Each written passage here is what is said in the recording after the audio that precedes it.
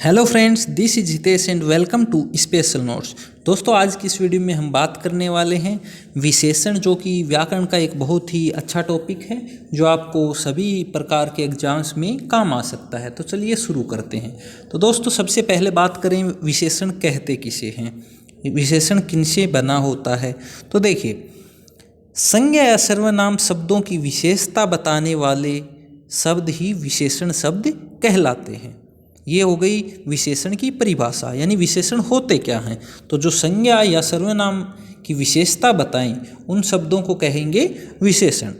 अब ये जो शब्द है ये बना है वी प्लस सास प्लस अन से बना है, जिसका शाब्दिक अर्थ जो है वो विशेषता होता है। ठीक है, विशेषण का शाब्दिक अर्थ क्या होता है? विशेषता। इसको विशेषक भी कहते हैं। अब देखिए, एक और टर्म आती है प्रीविशेषण। विशेषण की एक और विशेषता बतला दी जाए तो उसे प्रीविशेषण कहते हैं। जैसे बहुत काला घोड़ा।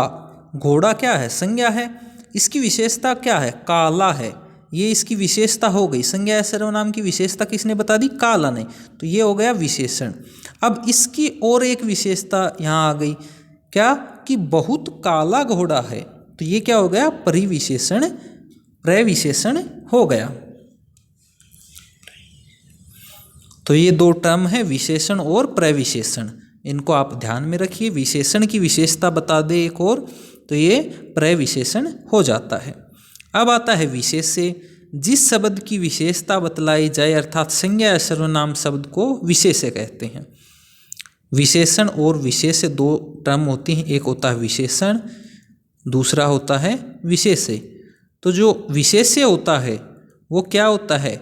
संज्ञा या सर्वनाम होते हैं, और संज्ञा या सर्वनाम की विशेषता बताने वाले शब्द विशेषण होते हैं।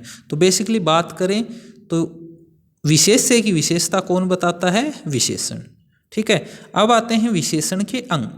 तो अर्थ की दृष्टि से विशेषण के दो अंग होते हैं, उद्देश्य विशेषण और विधेय विशेषण। तो उद्देश्य जो होता है दोस्तों, विशेष्य से पहले यदि विशेषण प्रयुक्त हो जाए तो उसे उद्देश्य विशेषण कहते हैं। अर्थात विशेष्य से पहले, विशेष्य क्या होता है? संज्ञा या सर्वनाम, उससे पहले विशेषण प्रयुक्त हो जाए तो उसे उद्देश्य विशेषण कहेंगे। जैसे अच्छा पानी। पानी क्या है? यहाँ पे संज्ञा है, यानी विशेष्य है, क्योंकि संज्ञा या सर्वनाम ही क्या होता है? विशेष्य होता है। तो ये क्या हो गया? ये हो गया पानी विशेष्य। अच्छा, अच्छा इसकी विशेषता है, यानी ये है विशेषण। तो ये कौन सा विशेषण हो गया? उद्देश्य विशेषण। क्यों? क्योंकि ये विशेष्य से पहले। इसी प्रकार गरम दूध। तो गरम क्या है? विशेषता बताता है दूध की, और ये पहले है, तो ये क्या हो गया? उद्देश्य विशेषण हो गया। आगे बात करें विधेय विशेषण की। विशेष्य के बाद में यदि विशेषण का प्रयोग हो तो उसे विधेय विशेषक कहते हैं। जैसे देखिए, पंखा तेज चलता है। तो पंखा क्या है? विशेष्य है, यानी संज्ञा है। तेज, तेज यहाँ पे इसकी विशेषता बता रहा है, तो ये विधेय विशेषण हो जाएगा। बहुत ही आसान है। जैसे ये दोस्तों विशेष्य है, अगर पहले विशेषण हो तो ये हो जाएगा उद्देश्य, अगर बाद में विशेषण यूज हो तो ये हो जाएगा विधेय विशेषण। इतनी बात है। उम्मीद करता हूँ आपको अच्छे से समझ में आ गई होगी। अब हैं विशेषण की अवस्थाएं। पहली है मूलावस्था, उत्तरावस्था और उत्तमावस्था। मूलावस्था क्या होती है? इस अवस्था में संज्ञा या सर्वनाम की विशेषता का बोध होता है, अर्थात इसमें किसी के मध्य तुलना नहीं की जाती। जैसे सोहन अच्छा गाता है। ठीक है, सोहन क्या है? अच्छा गाता है। इसकी विशेषता क्या है? अच्छा गाता है। तो इसमें मतलब कोई कंपैरिजन, तुलना नहीं की गई है। अगला है उत्तरावस्था। दो संज्ञा या सर्वनामों के मध्य जब तुलना का भाव पाया जाए तो ऐसी अवस्था को उत्तरावस्था या त्रावस्था कहते हैं। जैसे मोहन सोहन से अच्छा गाता है। इसमें कंपैरिजन हो गया कि मोहन जो है वो किससे अच्छा? सोहन से अच्छा गाता है। तो ये तुलनात्मक हो गया, इसलिए ये उत्तरावस्था विशेषण हो जाएगा। ये हो गया अपना उत्तरावस्था विशेषण। अब आता है उत्तमावस्था। जब दो या दो से अधिक संज्ञा सर्वनामों के मध्य तुलना का बोध हो तो ऐसी अवस्था में उत्तमावस्था कहते हैं। जैसे सोहन सबसे अच्छा है, गीता सबसे मधुर गाती है। ये क्या हो गया? सबसे मधुर, सबसे अच्छा, तो इसमें क्या होगा? तुलना का बोध हो गया। अब आता है विशेषण की अवस्थाएं।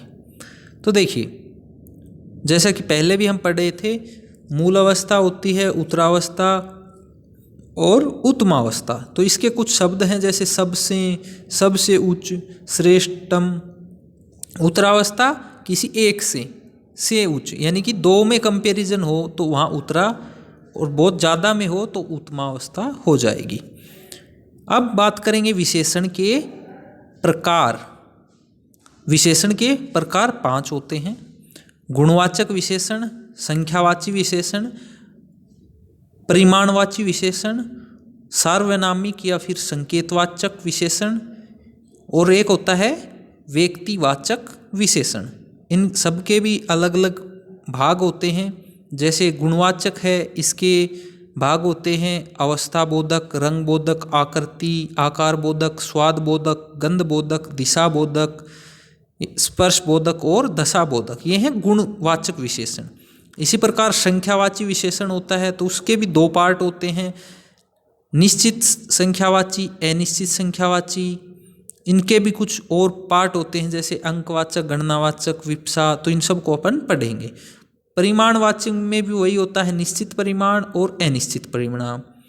फिर आता है सर्वनामिक या संकेतवाचक। तो इसके कुछ व्यक्तिवाचक विशेषण कुछ नहीं होता। सर्वनामिक या संकेतवाचक विशेषण के 2 प्रकार होते हैं: मूल सार्वनामिक और यौगिक सार्वनामिक। इन सब को अपन पढ़ेंगे। सबसे पहले आता है गुणवाचक विशेषण। अब गुणवाचक विशेषण को अपन देखते हैं। तो देखिए, वे विशेषण शब्द जो संज्ञा सर्वनाम शब्दों के दशा, रंग, रूप, आकार, आकृति, स्वाद, गंध आदि का बोध कराएं उसे गुणवाचक विशेषण कहते हैं। जैसे आँखों की ज्योति के लिए हरा रंग उपयुक्त होता है। इसमें क्या है? हरा रंग, रंग बोधक है। आम मीठा है, मीठा क्या? स्वाद बोधक आ गया। संगमरमर का पत्थर चिकना होता है, ठीक है, तो चिकना स्पर्श बोधक आ गया, ठीक है। तो ये कुछ उदाहरण हैं जो गुण दर्शाते हैं। तो ये हो गया गुणवाचक विशेषण। अगला है अपने पास संख्यावाची विशेषण। वे विशेषण शब्द जो निश्चित अनिश्चित संख्याओं का बोध करवाएं उसे संख्यावाची विशेषण कहते हैं। जैसे 10 पुस्तक, कई घोड़े, आधा, ये क्या है? संख्याएं हैं। और ये संख्यावाची विशेषण 2 प्रकार के होते हैं: निश्चित संख्या हो तो निश्चित संख्यावाची, और अनिश्चित संख्या हो तो अनिश्चित संख्यावाची। जैसे ये निश्चित हैं 2, 5, 10, ये निश्चित हैं, और अनिश्चित में अनिश्चितता पाई जाती है। अब निश्चित संख्यावाची के भी 4 भेद होते हैं। जैसे अंक गणनावाचक निश्चित संख्यावाची हो गया, जैसे पहला, दूसरा, ये क्या है? अंक हैं। इसमें भी 2 पार्ट होते हैं, पूर्ण और अपूर्ण। तो पूर्ण में तो जैसे पूर्ण हो, पूर्ण संख्याएं हों, और अपूर्ण में दशमलव या भिन्न वाली जो संख्याएं होती हैं वो भी इसी के अंदर आती हैं। फिर आता है अपने पास विपसावाचक। एक ही संख्या का 2 बार आना विपसावाचक कहलाता है। जैसे 2-2 छात्र करके आओ, 5-5 आदमी बैठो, ये क्या है? विपसावाचक विशेषण है। फिर आता है समूह समुदाय संख्यावाचक विशेषण। वे निश्चित संख्यावाची विशेषण जो दमड़ी, जैसे दमड़ी का अर्थ होता है 10 से, कोडी 20 होता है, दर्जन का 12, गुरस से 144 आदि का बोध कराएं तो समूह या समुदाय संख्यावाचक विशेषण कहलाते हैं। जैसे 1 दमड़ी पुस्तक, 4 कोडी किताब, 2 दर्जन केले। तो 2 दर्जन मतलब 24 केले, ठीक है। तो ये क्या होगा? समूह या समुदाय संख्यावाचक विशेषण। फिर आता है आवर्तीवाचक। जब निश्चित संख्या के साथ गुणा शब्द जुड़ जाए तो उसे आवर्तीवाचक विशेषण कहते हैं। जैसे 2 गुणा, 4 गुणा, यानी आवर्ती हो रही, इसके रिपीटेशन होता है। इसमें पहले जो हमने निश्चित संख्यावाची पढ़ा था अब आता है अनिश्चित। अनिश्चित में वे होता है वे विशेषण शब्द जो अनिश्चित संख्याओं का बोध कराएं उसे अनिश्चित संख्यावाची विशेषण कहते हैं। जैसे कुछ लोग, कई लोग, तो इसको हमें ये नहीं पता कि कितने लोग हैं पर कई लोग हैं, ठीक है, अनिश्चितता है, तो ये हो गया अनिश्चित संख्यावाची। अगला विशेषण आता है परिमाणवाची विशेषण।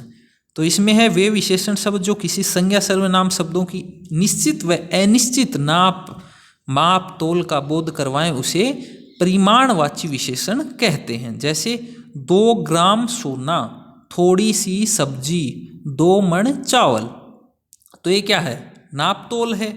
थोड़ा सा, 2 मण, ये क्या है, माप तोल है। इसके भी 2 भेद होते हैं, निश्चित परिमाणवाची और अनिश्चित परिमाणवाची।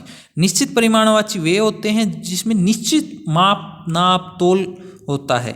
जैसे देखिए 10 ग्राम तो एक निश्चित माप है, 4 मीटर ये भी निश्चित है, 2 बीघा जमीन तो ये भी निश्चित है।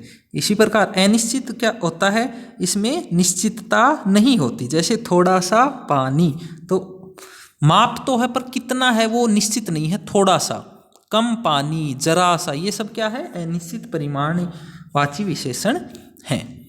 इसके आगे दोस्तों देखते हैं सार्वनामिक या संकेतवाचक विशेषण।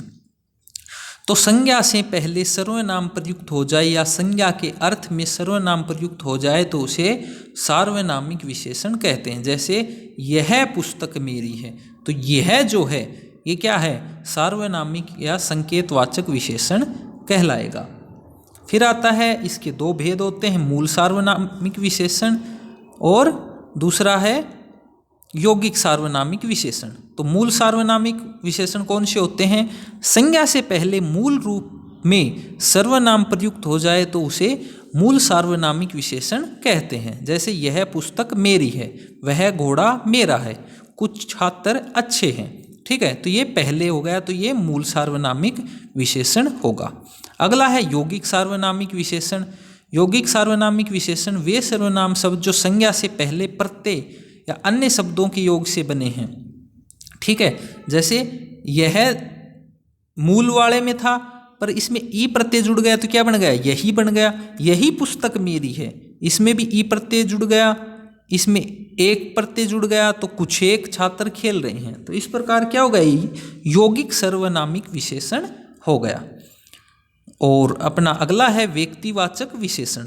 तो व्यक्तिवाचक संज्ञा शब्दों की विशेषता बताने वाले शब्दों को ही व्यक्तिवाचक विशेषण कहते हैं। जैसे कश्मीरी सेब, ये एक अपने आप में विशेषता है। जयपुरी पाव रजाइयाँ, नागौरी मेथी, ये है व्यक्तिवाचक संज्ञा, ठीक है, ये एक ही हैं और इनकी विशेषता ये आपस में, जैसे मेथी है नागौरी मेथी, जोधपुरी कचौरी, ठीक है, बीकानेरी रसगुल्ले, तो इन सब में क्या होगा, व्यक्तिवाचक विशेषण होगा। तो दोस्तों ये जो टॉपिक था विशेषण यहाँ कंप्लीट हो जाता है। विशेषण के बारे में सारी जो जानकारी थी इस टॉपिक में मैंने आपको बताने की कोशिश की है। बाकी दोस्तों वीडियो अच्छी लगी हो तो लाइक, शेयर, सब्सक्राइब अगर हमारा चैनल नहीं किया है तो आप कर सकते हैं। बाकी दोस्तों मिलते हैं इसी प्रकार की एक और वीडियो में, तब तक के लिए दोस्तों खुश रहिए, मुस्कुराते रहिए। जय Hind, take care, bye bye.